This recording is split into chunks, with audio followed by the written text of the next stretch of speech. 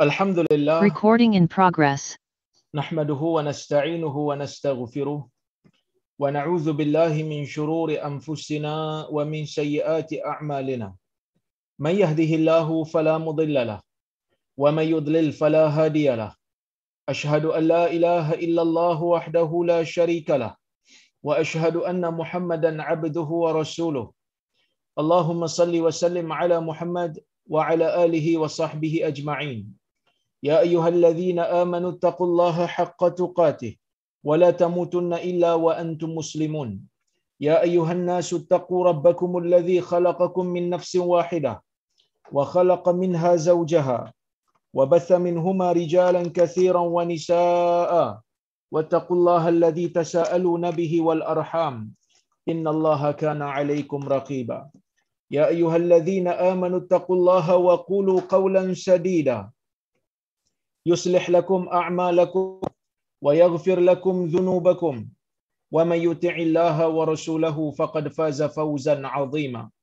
Fa inna asdaqal hadithi kitabullah wa khairal hadi hadi Muhammad wa syarral umuri muhdatsatuha wa kullu muhdatsatin bid'ah wa kullu bid'atin dhalalah. Amma ba'd. Muslimin dan muslimat yang dirahmati oleh Allah Subhanahu wa taala sekalian. Alhamdulillah, pada malam ini kita dapat berhimpun sekali lagi bersama-sama untuk kita sambung perbincangan kita menggunakan kitab Umdatul Ahkam karya Al-Imam Abdul Ghani Al-Maqdisi rahimahullahu taala.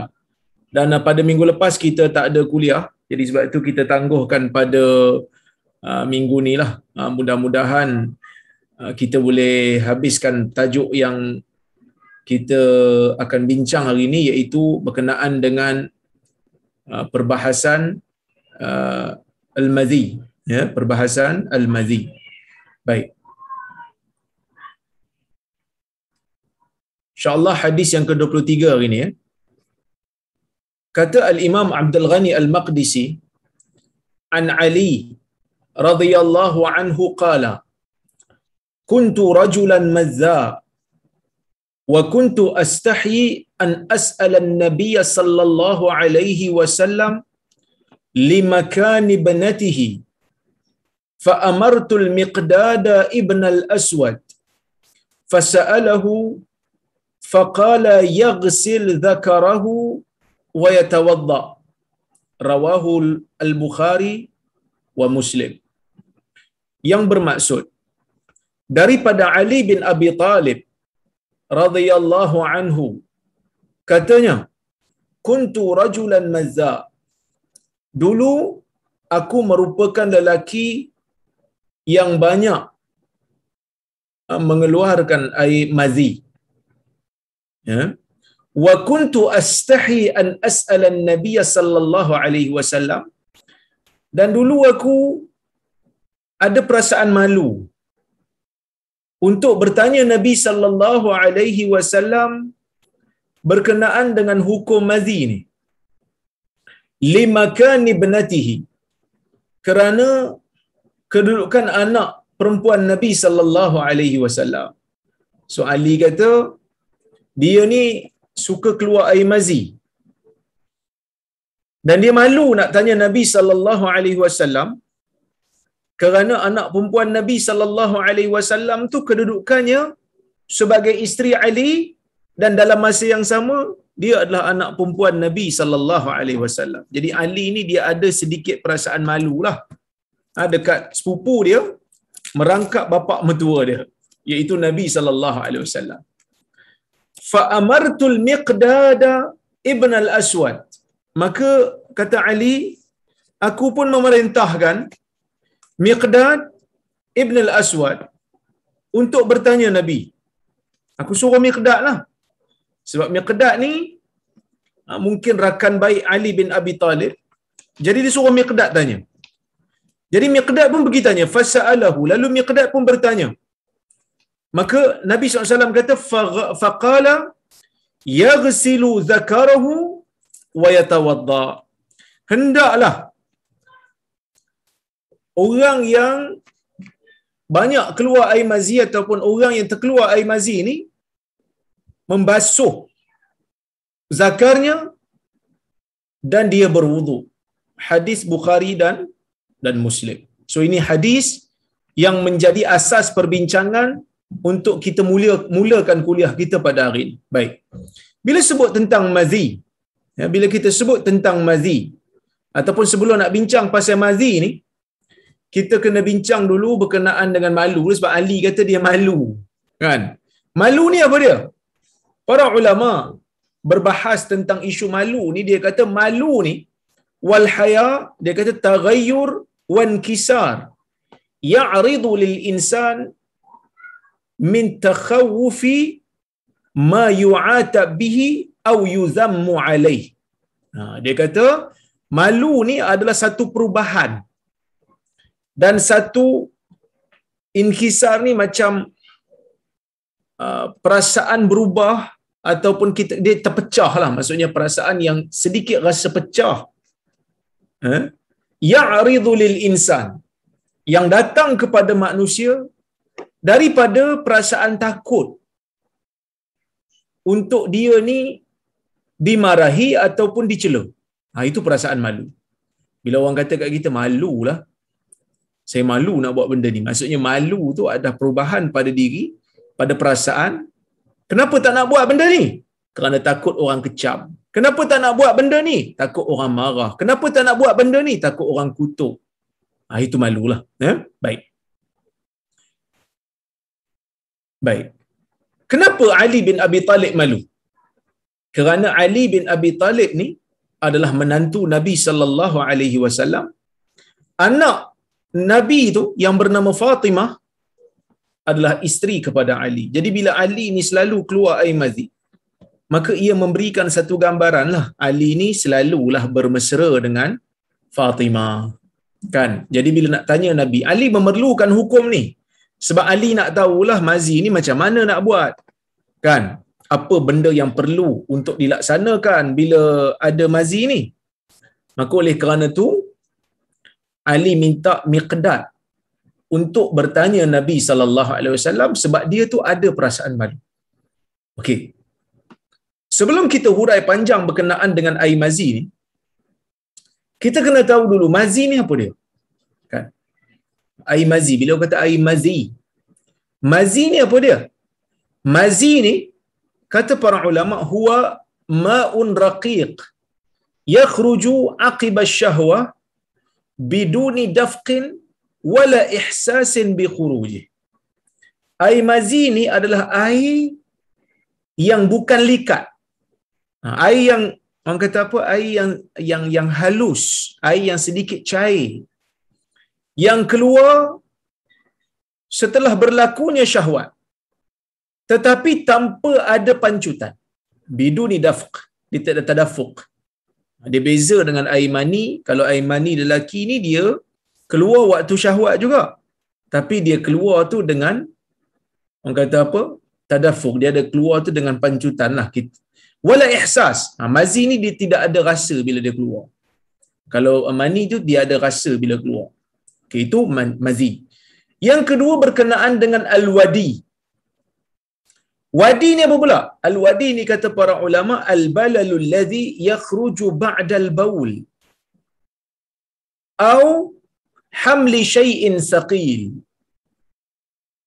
Satu cairan yang keluar daripada kemaluan juga, yang keluar biasanya selepas kencing ataupun mengangkat benda yang berat. Jadi dia keluar juga air cecair tu. Okey. Itu cecair yang keluar daripada kemaluan manusia. So, kita boleh katakan kemaluan manusia ni, apa yang keluar pada kemaluan manusia ni, secara umumnya kita boleh kata yang pertama adalah air kencing lah. Yang kedua, air mani. Yang ketiga, air mazi. Yang keempat, air wadi. So, inilah 4 yang biasanya keluar daripada kemaluan insan. So, kita nak tengok hadis ni bincang berkenaan dengan mazi. Okay, kita nak tengok dulu mazi ni. Hukum mazi. Okey, mazi ni macam mana? Najis ke tak najis? Jadi dalam isu ni ulama berbeza pendapat.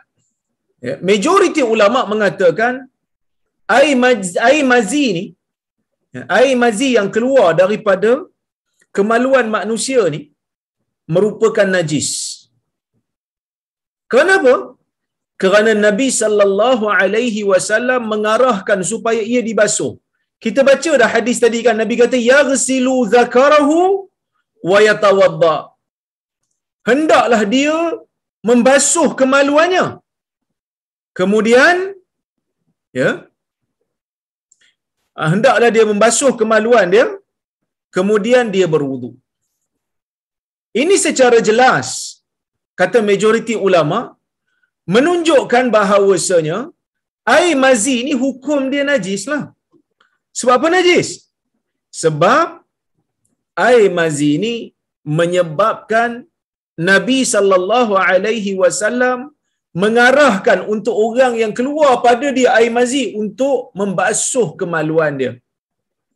Kerana kalaulah ia bukan najis, sudah pasti Nabi sallallahu alaihi wasallam tak perintahkan untuk basuh. Kan? Itu majoriti ulama punya argument. Dia kata dia tengok hadis tu, lepas tu dia tengok, dia faham hadis tu bila Nabi kata basuh kemaluan, basuh kain ataupun baju yang terkena ataupun seluar yang terkena air mazi tu, Nabi suruh basuh juga.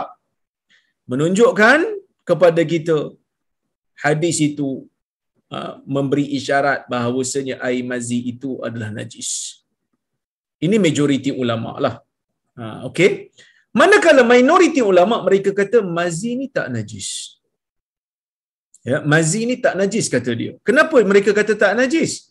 Kerana mereka kata tidak ada dalil yang jelas mengatakan ia najis. Tak ada dalil mereka kata. Pelik juga kita lah sebab hadis tadi kan suruh basuh.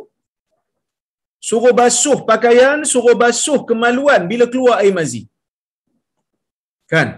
Jadi, oleh kerana tu, kita majoriti ulama kata mazi ni adalah najis. Kan? Jadi, mereka pula jawab. Mereka kata, kalaulah itu nak dijadikan alasan untuk mengatakan bahawasanya mazi itu najis, bagi minoriti ulama dia kata tak kuat. Ya. Dia kata tak kuat. Sebab apa tak kuat? Ya, dia kata kerana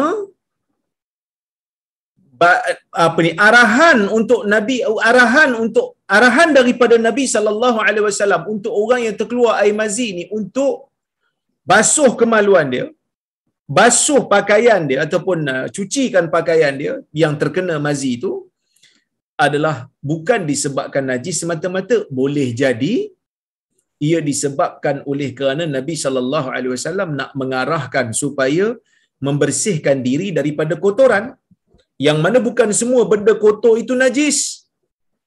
Umpamanya kita basuh baju kita, bila kita pakai seharian, kita basuh, bukan bermakna baju kita najis semestinya. Kadang-kadang tak najis pun, kita baru je bawa solat tadi, lepas kita mandi kita basuh baju. Kan?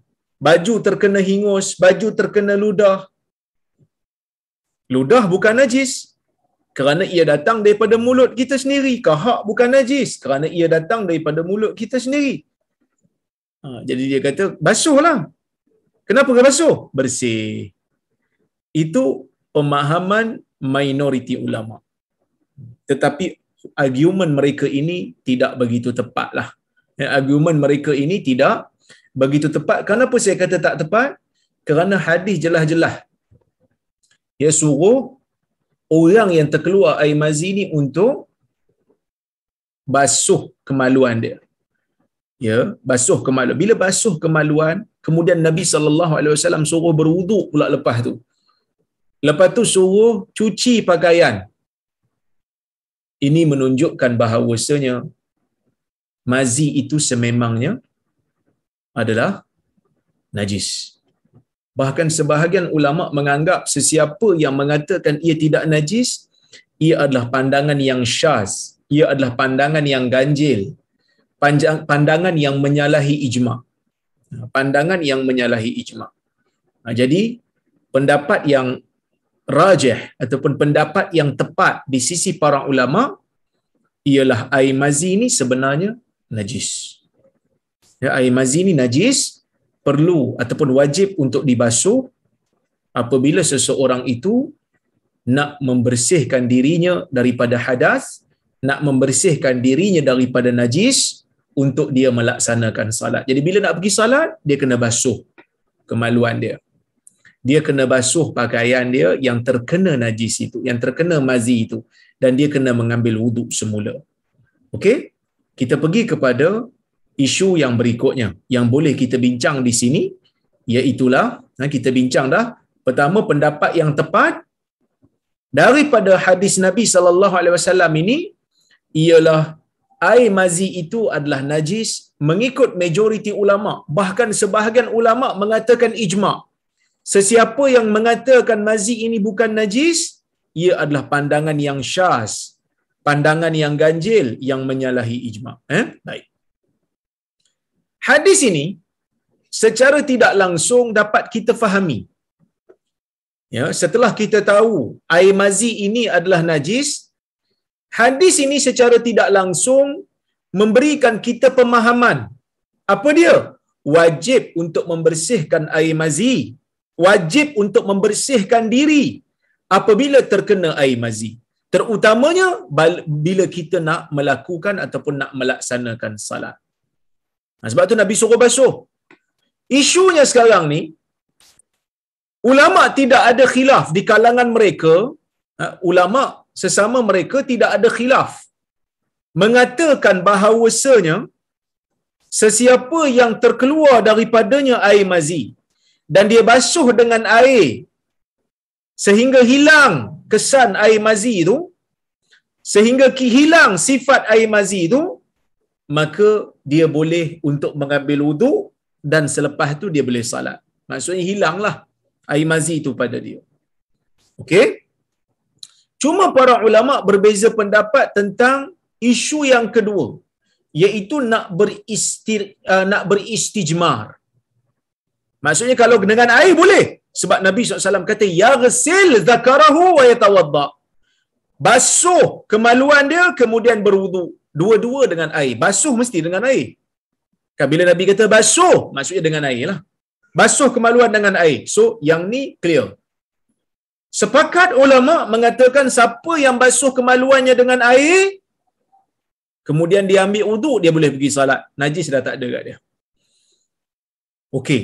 Isu yang mereka berbeza pendapat sekarang ini adalah, boleh tak seseorang yang terkeluar daripada dia air mazi, dia tengok dekat kemaluan dia ada air mazi, terkeluar air mazi, adakah boleh dia beristijmar ataupun dalam bahasa kita beristinja dengan batu ataupun tisu selain daripada air? Boleh tak?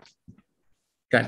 Boleh tak dia pakai batu 3 kali calik ataupun dia pakai tisu 3 kali calik? Boleh ke tak boleh? Dalam isu ni ulama ada 2 pendapat. Ya. Pendapat yang pertama adalah pendapat majoriti ulama. Majoriti ulama kata boleh. Majoriti ulama kata boleh pakai batu, boleh. Apa saja benda yang kesat, yang suci, yang boleh membersihkan, menghilangkan air mazi, maka ia boleh digunakan. Kerana apa? Kerana mereka menggunakan qiyas. Kenapa menggunakan qiyas? Kerana qiyas mengatakan, dalil mengatakan boleh seseorang untuk menggunakan batu ataupun apa saja benda yang kesat dan suci yang boleh menghilangkan najis untuk digunakan bagi menghilangkan najis di kemaluan, ataupun kita panggil istijmar ataupun istinja dengan selain air. Kan kalaulah kata kita boleh istinja dengan air kencing, kita boleh istinja dengan kita boleh istinja untuk air kencing ataupun kita boleh istinja untuk buang air besar, dah tentulah kita boleh juga istinja untuk mazi kerana hukumnya sama. Bahkan air mazi ni dia tak lari jauh pun sifatnya dengan air kencing kerana tempat keluarnya sama. Bahkan keluar najis daripada kita, buang air besar ni, dia punya kesan lebih besar dan lebih, orang kata aghlaw, lebih dahsyat dia punya kesan daripada air mazi. Sebab tu mereka kata boleh. Mereka jawab hadis Nabi sallallahu alaihi wasallam bila Nabi kata yaghsilu dzakarahu, hendaklah dia membasuh kemaluannya. Mereka kata yang dimaksudkan oleh Nabi sallallahu alaihi wasallam tu adalah menghilangkan dengan cara yang syar'i. Jadi apa yang biasanya yang digunakan oleh manusia untuk menghilangkan najis dengan cara yang syar'i, basuhlah. So Nabi mention benda yang obvious, benda yang biasa, benda yang common, benda yang biasa berlaku. Bila terkena najis, basuh. So basuh tu bukanlah matlamat. Matlamatnya hilangkan najis tu. Basuh tu hanya wasilah. So mereka kata basuh tu bukan matlamat, tetapi basuh tu wasilah. Matlamatnya apa? Matlamatnya nak bagi hilang najis. Kalau boleh basuh, basuh. Kalau boleh istinja, istinja dengan batu. Kalau boleh istinja dengan tisu, istinja dengan tisu. Yang penting air mazi tu boleh hilang. Itulah matlamatnya. Sama seperti mana Nabi sallallahu alaihi wasallam apabila menyebutkan tentang buka puasa umpamanya. Orang puasa, Nabi SAW sebut dalam sebuah hadis riwayat Imam Al-Bukhari, idza ra'aitumul laila qad aqbala min hahuna faqad aftara as-saim, atau kama qala. Nabi kata bila kamu melihat malam telah terbit daripada ufuk, daripada sini, iaitu Nabi menunjukkan ufuk, maka orang yang berpuasa telah pun berbuka. Nabi SAW mention tentang melihat. Bila kamu lihat malam telah terbit, bila kamu melihat malam telah muncul, kan ada di kalangan kita ni hari ni yang bila nak buka puasa tengok matahari ke tengok ayam golek dekat depan, dah duduk atas meja duk tengok ayam golek, duk tengok ayam percik, kan macam-macam lah lauk kita ada, kan ke kita tengok matahari kat luar, ke kita tunggu azan. Biasa antara kita ni tunggu azan ataupun tengok lauk, kan. Kan? Kenapa tak pergi tengok matahari? Sebab Nabi suruh tengok. Kita faham. Nabi SAW suruh tengok tu bukan matlamat, tetapi tengok tu adalah wasilah. Nak mengetahui malam telah muncul pada zaman itu adalah dengan cara melihat. Kerana pada zaman dulu ni ilmu falak syar'i ni masih belum berkembang seperti mana hari ini. Okey? So, itu yang difahami oleh majoriti ulama, mereka kata bolehlah. Okey. Manakala sebahagian ulama seperti ulama mazhab Hambali, sebahagian ulama mazhab Maliki, dan pendapat ini dipilih oleh Ibn Daqiq Al-Eid, mereka mengatakan dalam bab membersihkan mazi ni mesti guna air. Sebab itu Ibn Daqiq ketika mensyarahkan hadis dalam kitab Al-Ihkam, Ihkamil Ahkam, syarah kepada Umdatil Ahkam, dia kata ikhtalafu fi annahu hal yajuzu fil madhi al-iqtisaru ala al-ahjar. Dia kata mereka berbeza pendapat pada perkara boleh ataupun tidak pada mazi ni, nak membersihkan mazi ni hanya berpada dengan batu-batuan, boleh ke tidak? Was sahih, pendapat yang sahih, annahu la yajuz. Pendapat yang sahihnya tak boleh. Ini dia pilih pendapat ni. Ada khilaf, majoriti kata boleh. Tapi pendapat yang dia kata betul, pendapat yang dia kata tepat, tak boleh, dia kata. Wa daliluhu, dan dalilnya amruhu sallallahu alaihi wasallam bi ghasli dzakari minhu. Kerana Nabi sallallahu alaihi wasallam mengarahkan supaya membasuh zakar apabila terkena air mazi ataupun apabila terkeluar air mazi. Fa inna zahirahu yu'ayyinul ghusl ataupun ghasal. Kerana zahir daripada arahan ini menspesifikkan secara spesifik, mengarahkan secara spesifik untuk membasuh. Wal muayyan la yaqa'ul imtithalu illa bihi. Dan sesuatu yang telah dispesifikkan dalam arahan tidak dilaksanakan, tidak sempurna pelaksanaannya melainkan dengan kita melakukannya. Bila Nabi kata basuh, yang dikehendaki itu basuh. Jadi kalaulah kata seseorang tu kan dia tak basuh, dia pergi istinja, maka yang tu tak dinamakan sebagai apa ni kita kata melaksanakan perintah yang disebutkan ataupun yang diarahkan oleh Nabi sallallahu alaihi wasallam. Ini pendapat yang kedua. So ada dua pendapatlah sekarang ni, kan? Pendapat yang pertama adalah pendapat majoriti ulama, kan? Pendapat yang kedua adalah pendapat minoriti ulama yang guna air itu tadi, ya. Baik, kalau kita tengok tuan-tuan dan puan-puan rahmati Allah sekalian, saya cenderung pada pendapat majoriti ulama lah. Kenapa? Kerana ada juga dalil, ya, yang menunjukkan Nabi sallallahu alaihi wasallam suruh basuh, tetapi maksudnya adalah hilangkan, kan? Hilangkan dia. Contohnya macam air mani lah. Nabi kata kepada Aisyah, bila air mani itu basah pergi basuh, bila kering pergi kikis, contohnya, kan. Yang penting adalah hilangkanlah kesan dia tu. Bukanlah semestinya basuh dengan air. Maksudnya dalam isu ni saya nampak persamaan air mazi ni dengan air kencing lebih kurang sama dari sudut hukum, kerana ia keluar daripada tempat yang sama. Oleh kerana tu nampak macam pendapat majoriti ulama ni lebih tepat dengan kehendak, dengan apa ni, dengan syarak punya pemahaman lah. Okey, baik. Itu perbahasan berkenaan dengan cara nak membersihkan air mazi. Kita pergi kepada perbahasan yang ketiga. Cara basuhan anggota yang terkena air mazi. Kan kita kemaluan kita ada air mazi umpamanya. Jadi macam mana nak basuh? Nak basuh di mana? Kalau nak basuh lah, kan? Baik.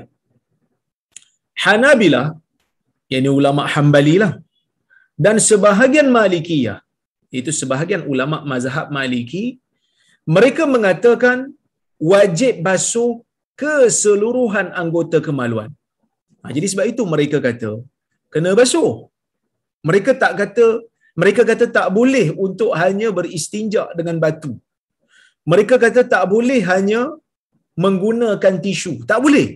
Kenapa? Kerana hadis suruh basuh. Dan basuh tu Nabi kata, yaghsilu zakarahu. Basuh zakar. Zakar di mana? Zakar ke semua lah. Semua anggota kemaluan tu kena basuh. Kalau ikut pendapat ni lah. Dia kata, walaupun keluar tu air mazi dekat ujung tu saja, kan, tempat saluran kencing tu saja, tapi semua kena basuh. Kena basuh semua. Sebab hadis dia kata semua. Dalil mereka ialah yang pertama, hadis daripada Nabi SAW menyebutkan secara umum. Nabi kata, yaghsilu zakarahu wa yatawadda. Basuh zakarnya, kemudian dia berwudu. Bila dalil sebut zakar, zakar tu umum lah. Kan, kesemuanya kena basuh. Basuhlah dengan air. Kan. Dalil mereka yang kedua, basuh keseluruhan itu makna ataupun dia adalah lafaz yang hakiki. Dia lafaz bahasa Arab ni ada dua. Satu hakikat, satu majaz. Hakikat ni makna literal. Makna literal bagi sesebuah perkataan, bagi sesebuah frasa. Manakala yang satu lagi makna majazi. Majazi ni maksudnya metafora. Kan? Jadi mereka mengatakan, tuan-tuan dan puan-puan rahmati Allah sekalian, mazhab ni kata, dalam arahan Nabi SAW ni kita boleh faham secara hakikat, kita boleh faham secara majaz. Kita boleh faham secara literal, kita boleh faham secara metafora. Tetapi kaedah mengatakan kita mesti faham arahan Nabi SAW, kalam Nabi SAW, bahkan kalam Allah juga dalam Quran, dengan makna literal dulu. Melainkan kalau ada petunjuk yang menunjukkan ia memang bermakna metafora, baru kita pergi kepada metafora. Kalau tidak, kita kena pegang makna literal. Kerana apa? Kerana asal manusia bercakap memang menginginkan makna literal. Mereka tak inginkan makna metafora, melainkan dengan ada petunjuk. Kalau ada qarinah ni petunjuk lah. Kalau ada petunjuk yang mengatakan sebaliknya, baru kita pergi kepada baru kita pergi kepada majaz, baru kita pergi kepada metafora. Jadi bila Nabi SAW kata basuh zakarnya, makna hakikinya basuh semua. Basuh semua. Itu dalil mereka yang kedua. Dalil mereka yang ketiga ialah mereka mengkiaskan dengan air mani. Sebab mereka kata kalau air mani kan kena basuh seluruh badan. Jadi kias ni pun bagi saya macam tak kena sikit lah. Sebab apa? Sebab air mani kalau dia keluar, kita kena basuh seluruh badan. Bukan basuh kemaluan sahaja. Tapi mereka kata, dalil kata basuh zakar sahaja, basuh kemaluan sahaja keseluruhan, basuh semua. Dan dalil mereka yang keempat, bagi saya ni bukan dalil lah, lebih kepada hikmah. Mereka kata hikmah Nabi SAW suruh basuh semua ni, ada hikmah. Dia kata dia faham basuh semua, ada hikmah. Kerana dia kata nak sejukkan diri daripada syahwat. So bila basuh semua tu, sejuklah nafsu dia daripada syahwat. Terhindarlah diri dia daripada syahwat. Sebab tu basuh keseluruhan kemaluan. Basuh keseluruhan kemaluan. Itu pendapat Hambali dan juga sebahagian ulama mazhab Maliki. Manakala majoriti ulama mereka mengatakan basuh kawasan yang terkena air mazi itu saja. Basuh kawasan yang terkena air mazi itu sahaja. Kerana apa? Kerana mereka faham yang Nabi SAW suruh basuh zakar itu bukan basuh semua, basuh sebahagian. Kerana yang terkena mazi adalah sebahagian, bukan semua. Kecuali kalau terkena air mazi itu semua, dan basuh semua. Itulah maksudnya.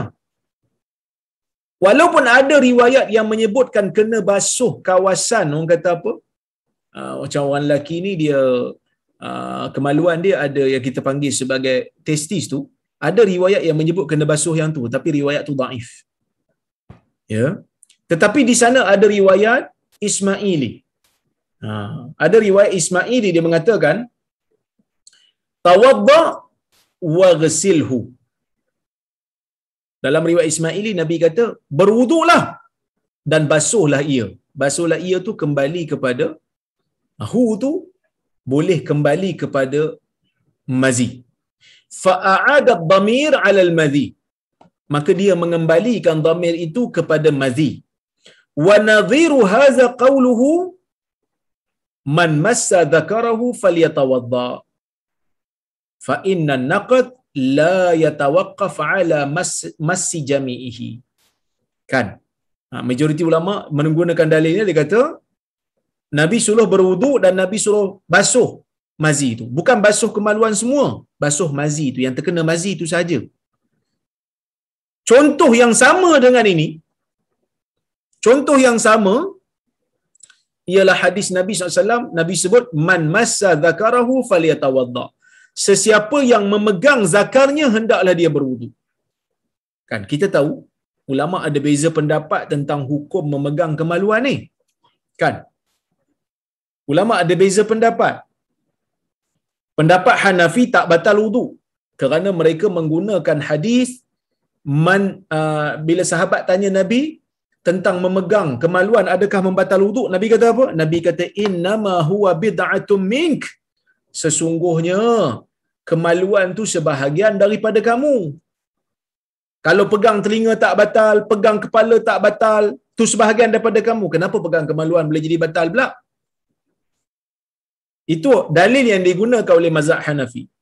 Manakala majoriti ulama mereka mengatakan batal wuduk bila pegang kemaluan.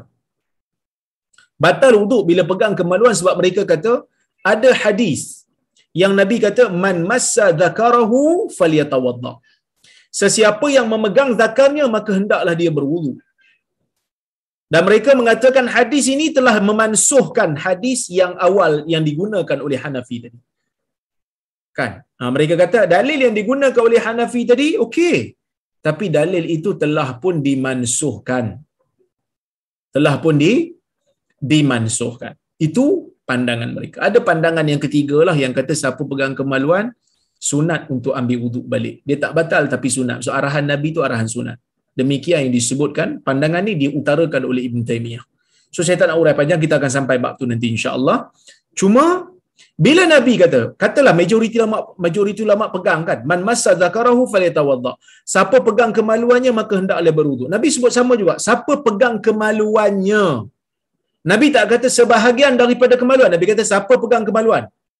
Tapi majoriti ulama yang berpegang dengan mazhab ni, mereka kata siapa pegang sebahagian ke, sikit ke, semua ke daripada kemaluan dia, kira batal wuduk lah.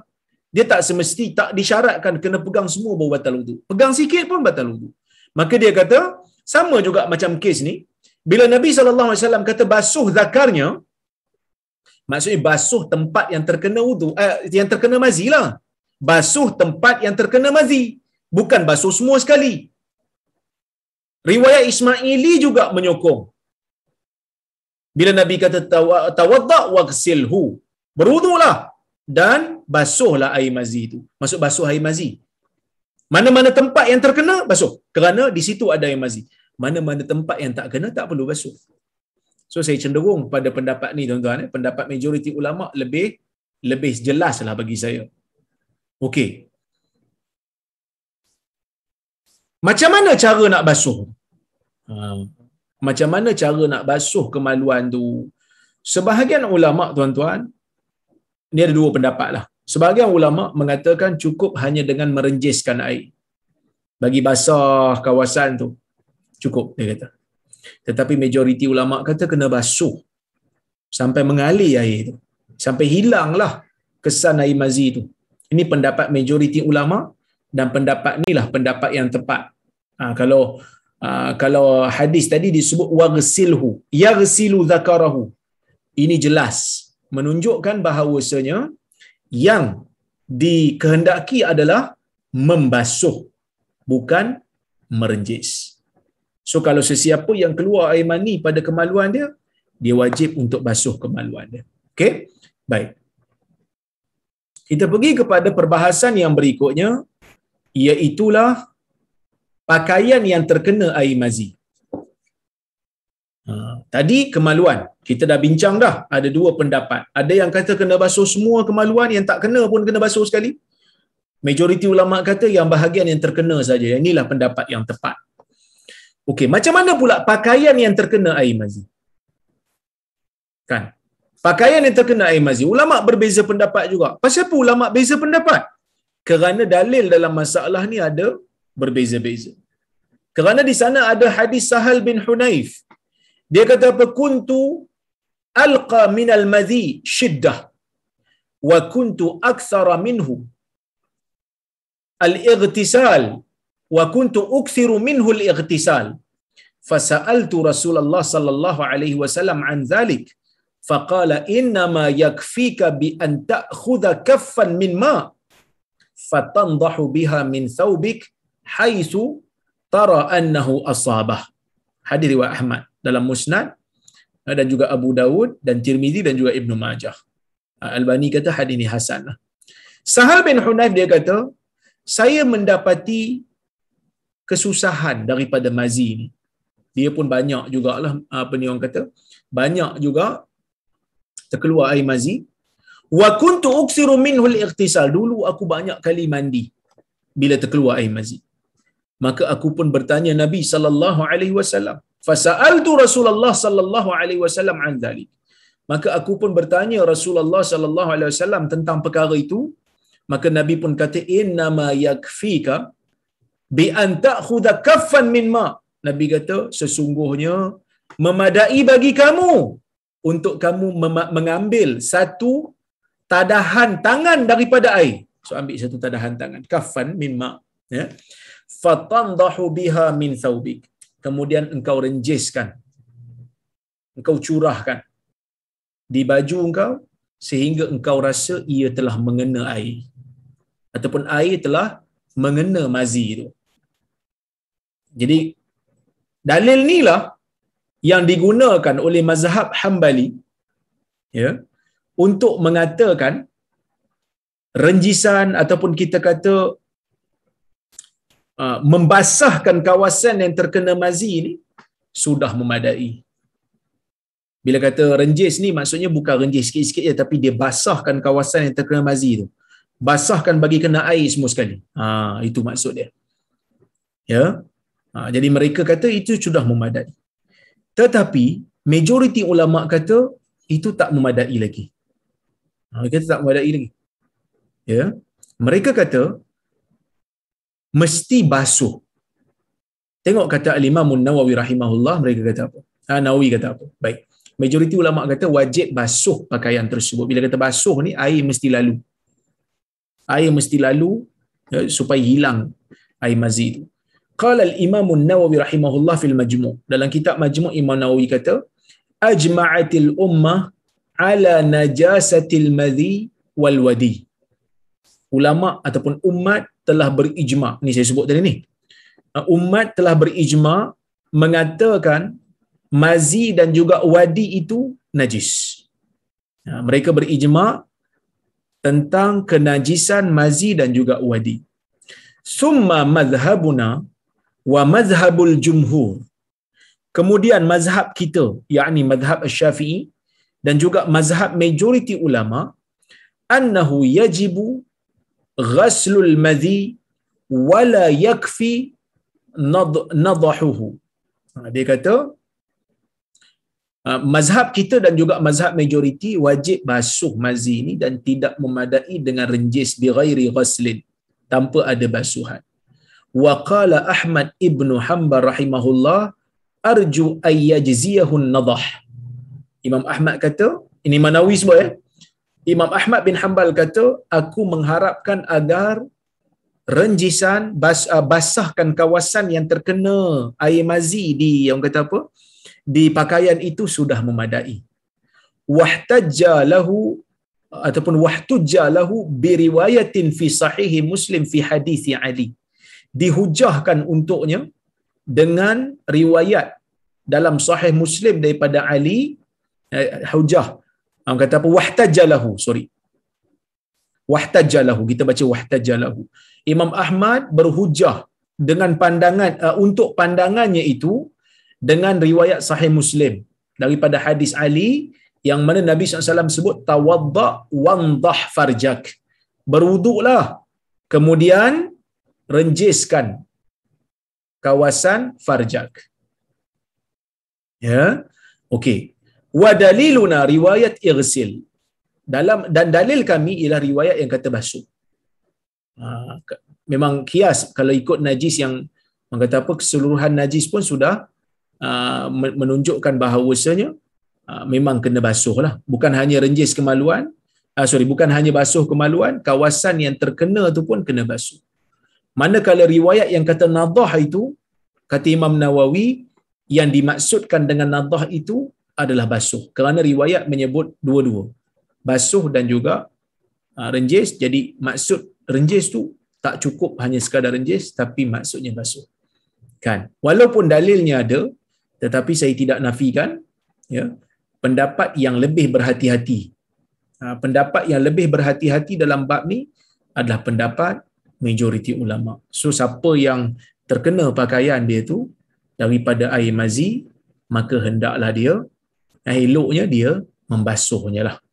Basuh betul-betul bagi hilang kesan. Itu lebih selamat. Wallahu a'lam. Baik. Kemudian kita tengok kepada isu yang berikutnya, iaitu bila Nabi SAW dalam hadis tadi, dalam beberapa riwayat, mula-mula Nabi kata yaghsil zakarahu wa tawadda, kan? Basuh zakarnya kemudian berwudu. Hendaklah dia basuh zakarnya kemudian dia berwudu. Okey, dalam riwayat yang lain yang sahih juga ada sebut juga, Nabi sebut tawadda waghsil zakarak. Berwudulah dan basuhlah zakarmu. Ada riwayat sebut basuh dulu baru berwudu. ada riwayat sebut berwuduk dulu baru basuh. So mana satu? Kedua-duanya sahih. Dalam riwayat Bukhari disebut juga wuduk dulu, lepas tu baru basuh zakar. Maka sebahagian ulama mengistimbatkan hukum yang tersembunyi. Apa dia? Sesiapa yang mengambil wuduk selepas daripada dia membasuh zakarnya daripada air mani sehingga bersih, lepas tu baru dia berwuduk, wuduknya sah. Kalau cukup rukun dan syarat, tidak ada khilaf di kalangan para ulama. Dan menggunakan dalil riwayat ini, bila Nabi kata tawadda waghsil zakarak, berwuduk kemudian basuh zakarmu, maksudnya kalau sesiapa yang mengambil wuduk dulu sedangkan air mazi masih ada di kemaluannya, kan, air mazi masih ada di kemaluannya, kemudian dia ambil wuduk, lepas tu baru dia basuh kemaluan dia sehingga hilang air mazi itu, wuduknya sah. Dengan syarat air mazi tak keluar lagi lepas selesai ataupun sewaktu dia mengambil wuduk. Kalau dia dah ambil wuduk, keluar lagi air mazi, batallah wuduk dia. Kan? Ini benda yang disebut oleh para ulama kerana mereka kata sesiapa yang mengambil wuduk dalam keadaan pada dirinya ada najis, kemudian dia bersihkan najis selepas selesai wuduk, wuduknya okey, sah. Tak ada masalah. Tapi cuma kalau dia berpegang kepada pendapat ulama yang mengatakan pegang kemaluan itu membatalkan wuduk, jadi kena hati-hatilah bila nak basuh tu, jangan pegang direct lah, kena pegang dengan lapik. Kemudian basuh kemaluan untuk hilangkan air mazi. Dan kena pastikan air mazi tak keluar lagi selepas berwuduk dengan sempurna tu. Kalau keluar lagi pada selepas berwuduk ataupun sewaktu berwuduk, maka batallah wuduk dia. Baik. Kemudian tuan-tuan dan puan-puan dirahmati Allah sekalian, kita ambillah beberapa manfaat umum. Kita ambil beberapa manfaat umum yang kita boleh ambil daripada hadis ni. Para ulama menyebutkan, para ulama menyebutkan yang pertamanya, hadis ini menunjukkan kepada kita bagaimana seorang sahabat, seorang menantu dan seorang sepupu malu kepada perkara yang pada adat dan pada urufnya memalukan, jadi dia ada hak untuk bersifat malu. Jadi malu ni sebahagian daripada benda yang dituntut oleh syarak. Cuma jangan sampai malu tu menjadikan seseorang tidak mampu belajar ataupun tidak mahu untuk belajar isu-isu yang mendalam terhadap dalam isu agama ni. Sebab tu Aisyah memuji perempuan-perempuan Ansar ni, kan. Aisyah kata ni'man nisaul ansar. Sebaik-baik perempuan adalah perempuan Ansar. Lam yamna'hunnal haya min ayyatafaqqahna fi dinihin. Kerana malu mereka tidak pernah menghalang mereka untuk memahami isu-isu agama mereka. Jadi Ali ni dia ada perasaan malu, betul. Malu itu bagus. Tapi dia kena tahu tak hukum berkenaan dengan mazi, dia kena tahu. Jadi apa dia buat? Dia hantar Miqdad untuk bertanya Nabi SAW tentang hukum mazi, maka dia tidak terlepas hukum yang penting walaupun dia ada perasaan dan sifat malu tersebut. Okey, itu yang pertamalah. Yang kedua, tuan-tuan dan puan-puan rahmati Allah sekalian, mazi adalah najis. Inilah pendapat yang majoriti ulama. Pendapat yang kata mazi tidak najis adalah pendapat yang minoriti, pendapat yang syaz, pendapat yang tidak benar. Bahkan sebagian ulama kata menyalahi ijma'. Okey. Kemudian pendapat faedah yang ketiga, tidak wajib mandi junub disebabkan mazi.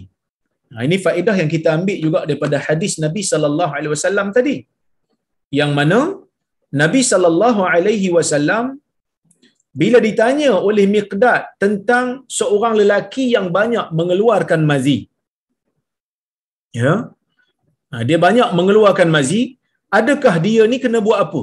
Nabi kata. Jadi Nabi sallallahu alaihi wasallam hanya menyebutkan dia perlu membasuh kemaluan dia, tak perlu mandi wajib. Tak perlu mandi wajib. Jadi oleh kerana tu tuan-tuan dan puan-puan rahmati Allah sekalian, kalau orang yang terkena air mazi dia tak nak mandi, tak apa.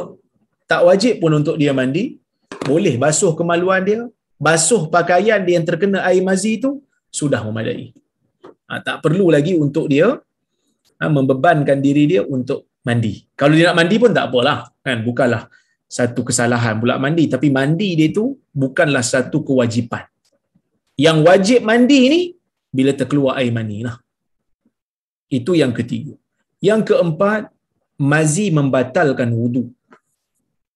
Sebab tu dalam hadis Nabi SAW kata apa? Nabi kata tawadda waghsil dzakarak. Berwuduklah dan basuh kemaluan kamu bila terkeluar air mazi tersebut. Dalam riwayat lain Nabi kata yaghsil dzakarahu wa yatawadda. Basuh zakarnya kemudian berwuduk. Kemudian berwuduk. Baik. Kemudian apa lagi faedah yang kita boleh ambil? Okey. Antara benda yang wajib yang kita boleh ambil juga dalam hadis ni adalah tidak wajib tertib di antara basuhan kemaluan dan berwuduk. Mana-mana satu nak didahulukan boleh. Kalau dia nak dahulukan basuh kemaluan dia, okey, lepas tu dia berwuduk. Kalau nak dahulukan wuduk pun boleh. Wuduk dulu, lepas tu nak basuh. Tapi kalau dia berpegang kepada pendapat pegang kemaluan membatalkan wuduk, maka dia kena pegang dengan lapik supaya wuduknya tidak terbatal. Kemudian hadis ni juga menunjukkan kepada kita penghormatan seorang sahabat yang bernama Ali bin Abi Talib kepada Nabi sallallahu alaihi wasallam. Dan sebahagian ulama menggunakan dalil ini untuk mengatakan hadis ini secara tidak langsung menunjukkan kepada kita berkenaan dengan kehujahan khabar ahad. Apa itu khabar ahad? Khabar ahad ni khabar yang dibawakan oleh seorang ataupun dua orang ataupun tiga orang ataupun lebih tetapi tidak mencapai tahap mutawatir. Mutawatir tu apa? Mutawatir ni bilangan yang ramai, bilangan perawi yang ramai yang meriwayatkan sesebuah cerita ataupun riwayat sehingga akal kata mustahil pada adat mereka akan berpakat berbohong. Hadis mutawatir memang confirm 100% betul. Sebab ramai yang bawa, akal kata mustahil mereka ni pakat nak tipu. Tapi khabar ahad yang bawanya tak ramai, boleh tak diterima? Kalau pembawa cerita itu amanah, kalau pembawa cerita itu siqah, kalau pembawa cerita itu orang yang jujur, maka dalam keadaan tu wajib untuk beramal dengan khabar tersebut. Maksudnya kalau isu tu, isu ada hadis contohnya, hadis yang kita baca kebanyakan hadis adalah khabar ahad. Dia tak sampai pada mutawatir. Mutawatir ada tapi tak banyak. Hadis mutawatir ni ada tapi tak banyak. Yang banyaknya adalah ahad. Jadi khabar ahad ni wajib tak diterima, wajib tak diamalkan, wajib. Selagi mana kita telah pastikan perawinya jujur. Perawinya menjaga kualiti hafalan dan kualiti catatan mereka dengan baik. Tanpa ada perasaan cuai, leka dan lalai.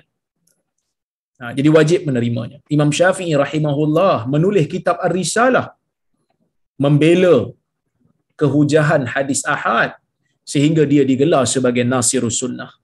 Sebab itu bila orang kata hadis ahad, jangan pandang rendahlah kalau hadis itu sahih. Kerana ia telah melepasi satu syarat ataupun melepasi satu proses, bukan satu syarat. Ada 5 syarat nak bagi hadis jadi sahih ni. Dia telah melepasi satu proses saringan yang ketat. Dari sudut saringan kejujuran peribadi dia lepas.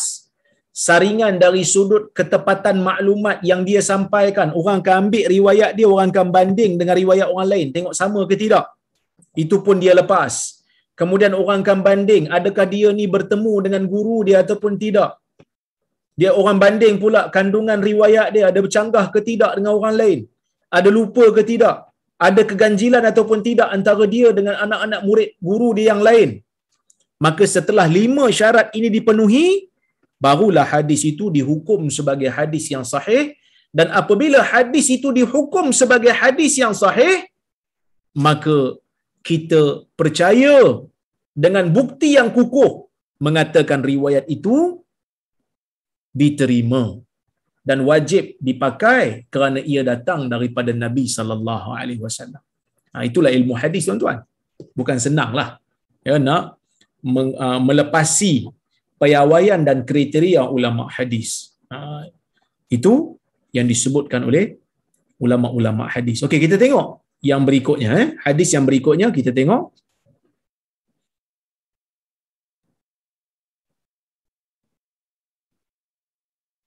Hadis ke-24 insya-Allah. Ni hadis ni pendek je.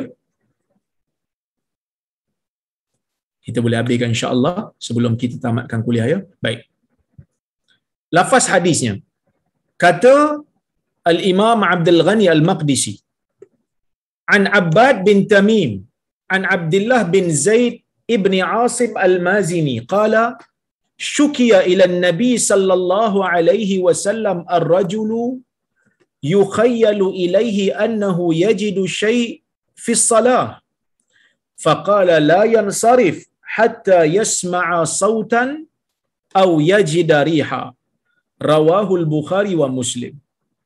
Okey, maksudnya daripada Abbad bin Tamim, daripada Abdullah bin Zaid bin Asim Al-Mazini, dia berkata, seorang lelaki diadukan kepada Nabi sallallahu alaihi wasallam yang mana dia menyangka, dia mendapati dia seolah-olah macam berhadas dalam salat. Dia rasa-rasa, dia sangka-sangka, dia belum sampai kepada tahap percaya, dia baru cakap, aku ni dah berhadas ke belum?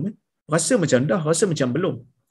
Maka Nabi SAW kata, la yansarif, jangan dia keluar daripada salat dia hatta yasma'a sautan aw yajida riha, sehinggalah dia terdengar bunyi ataupun dia ada bau, ataupun dia mendapati ada bau. So, hadis ini riwayat Bukhari dan Muslim. Hadis ini kata para ulama menjadi kaedah asas dan utama dalam Islam. Apa kaedah asas dan utama dalam Islam? Islam mengatakan kita kena berpegang dengan perkara yang yakin. Perkara yang yakin. Maksudnya, sesuatu yang yakin dengan bukti yang ada, tidak boleh dihilangkan hukumnya dengan syak wasangka. Sebagai contoh, seseorang itu telah yakin dengan bukti, dia confirm betul, dia ingat betul, dia telah pun berwudu. Cuma bila dia nak salat, dia syak. Saya ni dah ada wudu ke belum? Dah ada wudu ke belum? Maka dalam isu ni para ulama, majoriti ulama mengatakan al-yaqin la yazulu bisyak. Yakin tidak akan hilang dengan syak. Yakin tak hilang dengan syak. Kekal yang yakin, dia boleh terus pergi wudu, terus pergi salat. Tak perlu dia ambil wudu. Tak wajiblah dia ambil wudu. Kalau dia pergi ambil tu baguslah, untuk menghilangkan was-was dia ataupun untuk menghilangkan wasangka dia, untuk menghilangkan keraguan dia, pergi kepada yakin balik. Tapi kalau dia tak nak, tak jadi salah. Beza kalau dia memang yakin dia tak ada wudu. Dia yakin dah tadi dia tak ada wudu, memang dia kentut, dia masuk toilet dah tadi, tak ada wudu. Lepas tu dia syak, saya dah ambil wudu balik ke belum tadi ya? Rasa macam dah ambil, rasa macam belum. Maka dalam isu tu dia dikira tak ada wudu lah. Sebab apa? Sebab dia yakin wudu memang tak ada. Dia hanya syak dah ambil ke belum. Syak tu tidak boleh menghilangkan yang yakin. Demikian disebutkan oleh para ulama menggunakan hadis ni lah. Sebab itu para ulama dia buat satu kaedah yang lain. Dia kata al-aslu baqa'u ma kan ala ma kan hatta yarid ad-dalil ala taghyiri. Asal hukumnya ataupun sesuatu perkara akan dikekalkan seperti mana dia, tidak berubah status quo sehinggalah datang bukti yang jelas mengatakan ia telah berubah. Mengatakan ia telah berubah. Okey, itu kaedah yang digunakan pakai oleh para ulama. So, bila Nabi SAW sebut hadis ni, mungkin ada sebahagian daripada kita dia silap faham. Dia ingat dia kata, kentut ni ustaz tak batal solat, tak batal wudu, walaupun dia kentut. Tapi dengan syarat lah, jangan kentut kuat. Dan jangan bagi ada bau. Kalau kentut tu bau telur, batal. Kalau kentut tu bau bau busuk, batal. Ataupun kalau kentut tu bunyi drum orang main muzik, bau batal. Tapi kalau kentut tak ada bunyi, tak batal. Tak ada bau, tak batal. Itu salah faham. Kenapa salah faham? Dia kata Nabi sebut macam tu. Nabi kata jangan keluar sehingga dengar bunyi ataupun sehingga ada bau. Maksudnya kalau kentut tak ada bau, tak batal lah. Kalau kentut tak ada bunyi pun tak batal lah. Ini salah faham. Jawapan Nabi itu kepada soalan yang spesifik. Jawapan Nabi itu sebenarnya pada soalan yang spesifik. Sebab lelaki tu kan diadukan kepada Nabi seorang lelaki yang dia syak wasangka. Dia dah kentut ke belum? Dia syak. Aku ni dah kentut ke belum? Nabi kata jangan keluar sehingga dia dengar bunyi atau ada bau. Dia tu sendiri tak ada bukti nak mengatakan dia dah berhadas. Sebab tu Nabi SAW kata, salah satu buktinya adalah ada bau. Dia rasa macam dia kentut, tengok-tengok bau datang. Bau tu pun rasa macam, bau ni macam bau yang saya makan tadi ni. Dan, apa ni, tak, abang kata apa?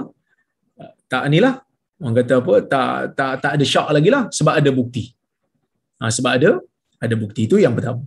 Yang kedua, dia dengar bunyi. Bunyi itu jadi bukti lah. Bunyi itu jadi bukti untuk meyakinkan dia.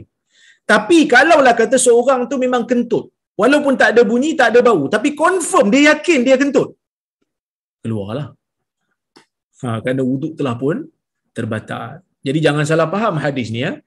Jawapan Nabi SAW ini hanyalah untuk orang yang syak. Sebab tu Nabi kata jangan keluar sehingga adanya bukti. Tapi kalau memang dia yakin, walaupun tak ada bunyi, walaupun tak ada bau, dia yakin memang dia kentut, keluar. So pengajaran yang kita boleh ambil daripada hadis ni adalah yang pertama, kentut batalkan wuduk lah. Kan? Kentut batalkan wuduk. Bukan kata kentut lah. Termasuklah buang air besar, buang air kecil, batalkan wuduk. Ya, itu yang pertama. Yang kedua, seseorang yang syak wasangka, tidak ada bukti pada dia, tidak boleh dibenakan hukum, tidak boleh untuk menjadikan ia sebagai sandaran dalil. Syak ni tak boleh jadikan sebagai bukti untuk membina hukum syar'i padanya. Yang ketiga, tidak dibenarkan membatalkan solat tanpa ada sebab yang syar'i. Jadi kalau seseorang tu solat fardu, dia tak boleh untuk membatalkan solat dia selagi mana tidak ada bukti yang jelas menunjukkan solat dia telah terbatal. Tapi kalau solat sunat macam mana? Solat sunat ni ulama ada beza sikit. Mazhab Hanafi dan juga Maliki, mereka mengatakan bahawasanya Maliki dan juga Hanafi, mereka kata salat sunat pun tak boleh dibatalkan tanpa ada sebab. Wala tubtilu a'malakum. Jangan kamu batalkan amalan-amalan kamu. So tak boleh batalkanlah. Tetapi mazhab Syafi'i dan juga Hambali, mereka mengatakan kalau solat tu solat sunat, hukum membatalkannya tanpa ada sebab adalah dibenarkan tetapi makruh.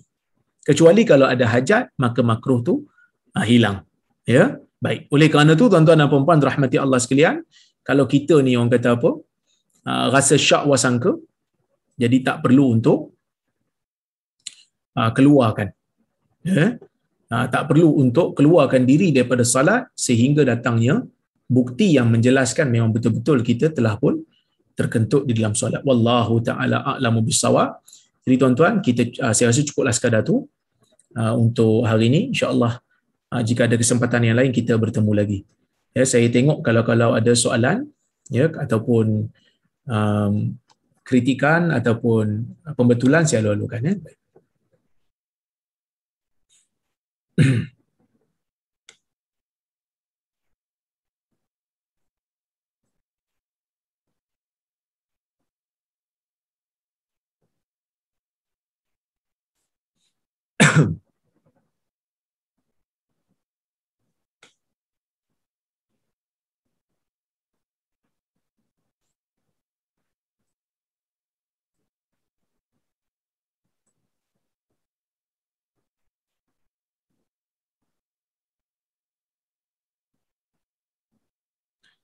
Okey, banyak agak soalan ni.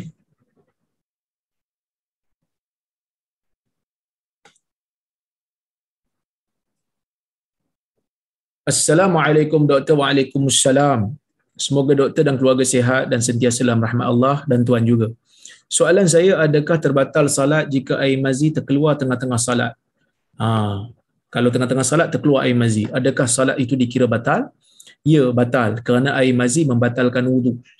Jadi bila wuduk terbatal, maka salat pun terbatal kerana salat memerlukan wuduk. Okey. Salam Ustaz. Waalaikumsalam. Bagaimana pula dengan air mani yang keluar dari saluran yang sama seperti mazi dan air kencing? Adakah najis? Kita bincang tentang air mazi. Tiba-tiba orang tanya pasal air mani kan? Air mani pun macam mana pula? Adakah ia dikira sebagai najis ataupun tidak? Baik. Dalam isu air mazi, boleh saya katakan ijma' ulama' mengatakan ia najis kerana ada hadis yang Nabi SAW suruh cuci kemaluan dan cuci kawasan yang terkena tu kan. Okey. Tetapi orang kata apa? Kawasan yang orang kata apa yang terkena air mani, adakah perlu untuk dicuci atas alasan dia najis ataupun tidak? Ada 3 pendapat. Pendapat yang pertama, pendapat dalam mazhab Malik. Imam Malik mengatakan air mani itu najis, wajib untuk dibasuh sama ada dia basah ataupun dia kering. Kering pun kena basuh bagi hilang kesan, basah pun kena basuh bagi hilang kesan. Mazhab Hanafi, mereka kata najis. Tetapi kalaulah kata air mani itu basah, dia kena basuh. Tapi kalau kering, boleh hanya sekadar kikis supaya hilang. Okey. Manakala mazhab yang ketiga adalah mazhab Asy-Syafi'i, Al-Imam Syafi'i dan juga Hanbali, mereka kata mani bukan najis. Kenapa mereka kata najis tidak mani tidak najis? Kerana ada riwayat daripada Aisyah dalam Sahih Bukhari dan Muslim. Aisyah kata, saya mengikis air mani daripada baju Rasulullah sallallahu alaihi wasallam dan Nabi salat dalamnya. Aisyah kata dulu masa Nabi ada, saya pernah kikis air mani di baju Nabi sallallahu alaihi wasallam dan Nabi salat dalamnya. Kalaulah kata najis air mani ni, dah tentu Nabi sallallahu alaihi wasallam tak salat di dalam pakaian yang hanya dikikis, kerana najis mesti dibasuh. Kikis ni macam mana pun dia tak hilang 100%. Jadi ini bukti yang mengatakan mani itu tidak najis dan inilah pendapat yang tepat. Wallahu a'lam. Okey.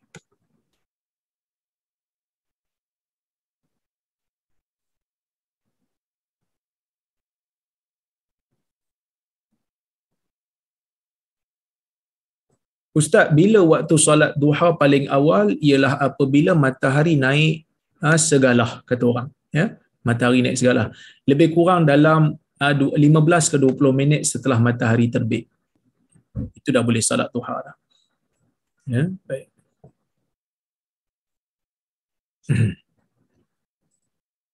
Okey, kita tengok lagi.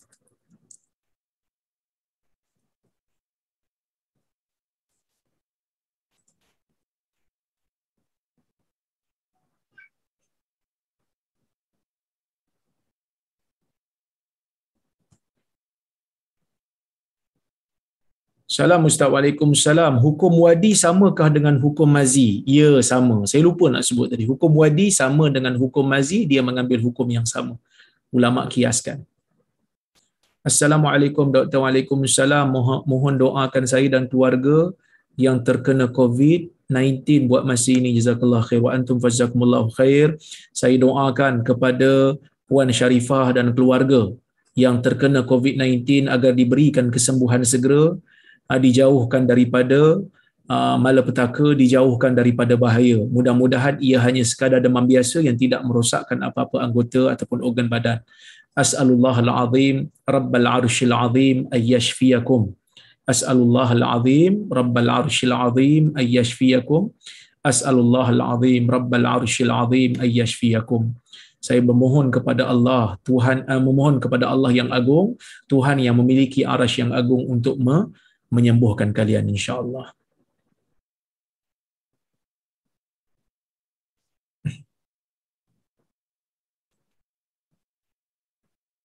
Assalamualaikum Dr. Waalaikumsalam. Bila kita was-was kentut atau tidak, bagaimanakah solat kita? Adakah diterima sedangkan kita tidak khusyuk pada masa itu? Khusyuk ni, dia ada dua. Khusyuk ada dua. Satu khusyuk yang wajib, satu khusyuk yang sunat. Khusyuk yang wajib ialah khusyuk anggota badan.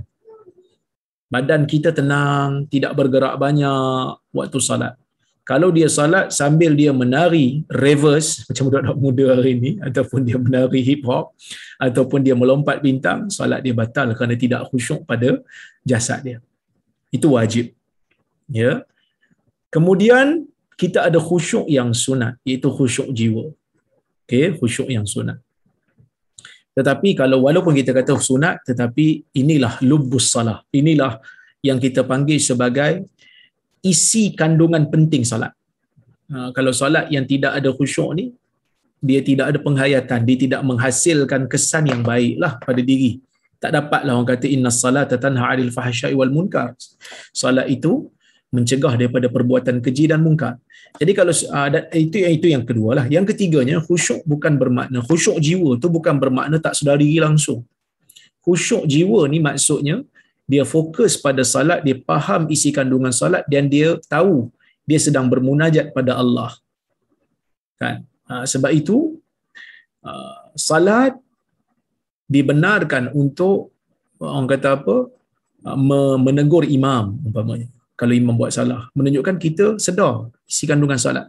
Jadi bila kita rasa macam nak terkentut, kita rasa saya dah kentut belum? Ia tidak menafikan khusyuk secara 100%. Kan? Jadi salat kita insya-Allah still ada. Salat kita still ada. Cuma jangan dibiarkan lamalah, buang terus. Potong terus, ini syak, tidak ada bunyi, tidak ada bau. Buang terus. Jangan sampai ia digunakan oleh syaitan untuk menjadikan kita berfikir-fikir. Ya. Baik. Assalamualaikum Dr. Waalaikumsalam. Adakah hukum ini sama terhadap wanita atau lelaki saja? Sama. Wanita pun sama, dia juga ada imazi pun sama juga. Baik.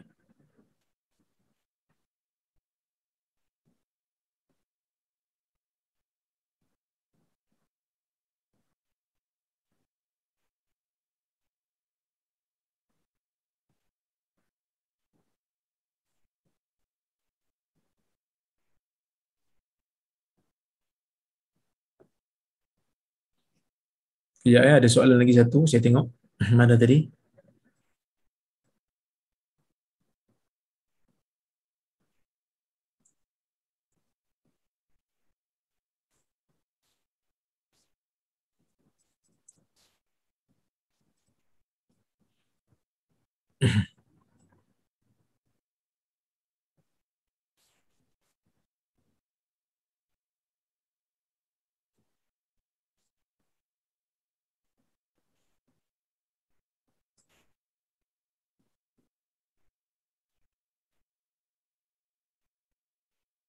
Okey.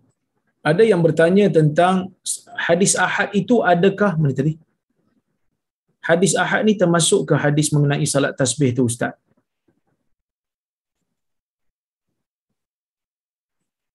Dari Ibn Mubarak tak silap. Hadis ahad ni banyak. Hadis yang kita baca tadi pun hadis ahad belaka. Hadis salat sunat tasbih pun begitu. Tapi ulama beza pendapat lah tentang status solat sunat tasbih ni. Ada yang terima, mengatakan ia hasan. Ada yang tolak, mengatakan ia dhaif. Khilaf di kalangan para ulama. Jadi khilaf ni khilaf yang muktabar. Siapa yang setuju mengatakan ia hasan, dia boleh buat lah. Ya. Manakala kalau dia tak terima, dia kata dhaif, dia setuju dengan pendapat ulama yang kata dhaif pun okey, tak ada masalah. Okey. Baik.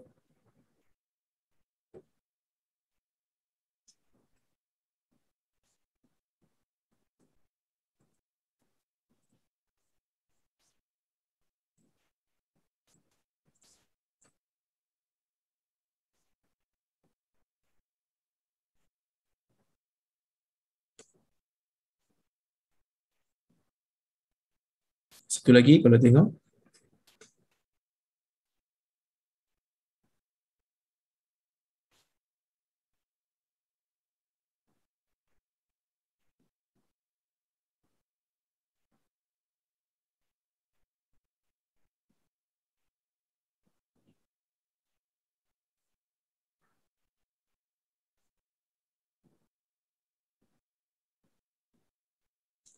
Okey, ni ada satu soalan lagi.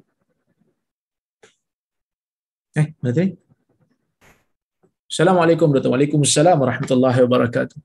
Apakah tetap wajib berwuduk ketika kita sudah mandi wajib namun tidak mengikut cara dan sifat mandi wajib yang Nabi contohkan? Baik. Cara yang Nabi SAW tunjukkan ini ada yang sunat dan ada yang rukun. Kalau dia tidak mengikut tata cara yang sunat, umpamanya mengambil wudu dahulu ataupun kita kata basuh tangan dulu, basuh kemaluan, lepas tu ambil wudu, dia tak ikut cara tu. Dia tak ikut cara yang sunat tu. Sebaliknya dia hanya ambil yang rukun sahaja, iaitu dia meratakan air seluruh badan dia. Kan? Adakah itu sudah memadai daripada wudu? Sudah memadai selagi mana dia tidak berhadas sewaktu dia mandi. Kalau masa mandi tu dia ada terkentut ke, dia ada buang air ke, dia ada buang air besar ke masa mandi tu, maka perlu ulang wuduk balik. Ataupun kalau dia pegang pada pendapat ulama yang kata pegang kemaluan batal wuduk masa dia mandi tu, setelah dia basuh kemaluan dia, lepas tu masa tengah-tengah mandi dia pegang lagi sekali kemaluan dia, maka dia kena ambil wuduk balik. Tapi kalaulah kata dia tak buat, dia tak berhadas masa tengah-tengah mandi, dia dah ratakan seluruh air ke badan dia, itu sudah memadai daripada wuduk. Ya. Boleh Maksudnya kalau tak ikut tata cara yang sunat, tidak berhadas sewaktu mandi, itu sudah memadai daripada wuduk. Tapi kalau berhadas sewaktu mandi, masa tengah-tengah mandi tu ada berhadas, maka dia kena ambil wuduk balik. Tapi mandi dia sah. Ataupun dia tak ikut tata cara Nabi yang rukun, dia tak meratakan keseluruhan badan dia, ada kawasan badan tak kena air wuduk, air mandi junub, maka dalam keadaan tu misal kata wuduk, mandi dia pun tak sah. Dia kena apa orang kata, dia kena ratakan air ke tempat yang tak kena lah. Ya, baik.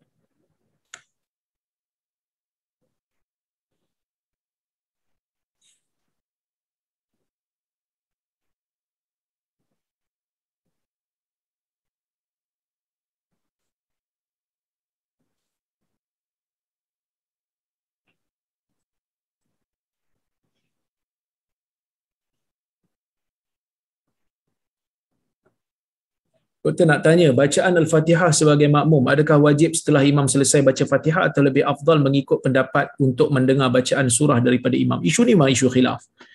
Makmum kena baca Fatihah ke tidak? Hanafi kata tidak wajib untuk baca di belakang imam dalam semua solat selagi mana kita menjadi makmum. Manakala mazhab Syafi'i mengatakan wajib.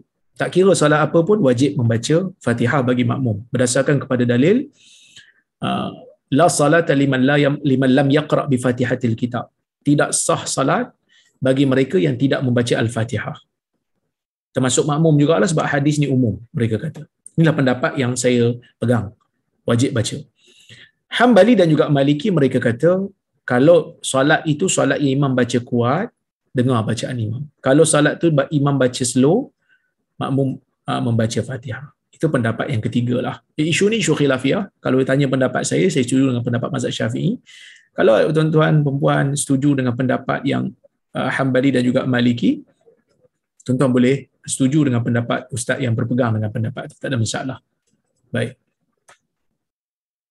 Okey tuan-tuan, itu je yang saya boleh jawab. InsyaAllah jika ada kesempatan yang lain kita bertemu lagi. Terima kasih banyak pada penganjur. Terima kasih pada Kak Lin dan juga Datuk Ayub yang menganjurkan majlis pada malam ini. Terima kasih banyak pada semua yang hadir. Saya minta maaf terkasar bahasa tersilap kata. Aqulu qawli hadha wa astaghfirullahal azim li wa lakum. Assalamualaikum warahmatullahi wabarakatuh.